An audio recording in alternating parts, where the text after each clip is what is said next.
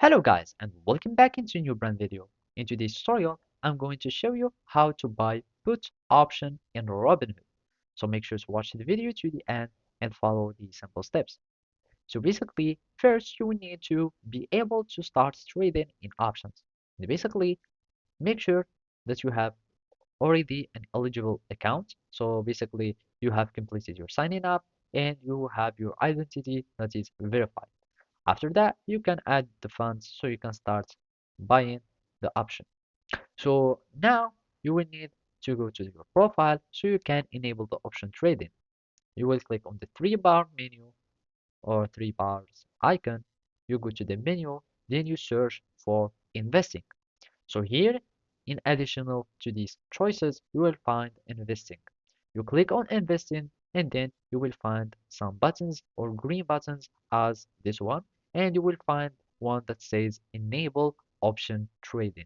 You click on it, you follow the on-screen instruction, and basically now you are able to start buying options.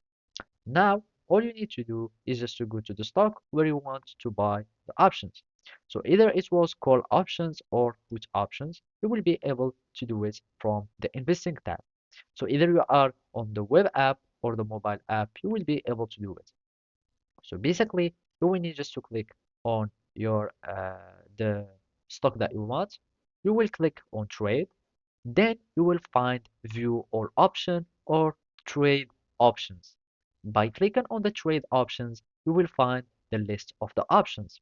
By clicking on the option, a new window that will show up where you can see all the stats of the options from the prices, etc. So you will find the buy and sell, and it will be both for the put options and the call options. So basically, you will have buttons where you can choose if it was either call options or put options, and then you can have them and choose the put option, and you can choose the operation of buying since you will find buy and sell. So you choose buy and you choose put, and then you choose any option that you would like.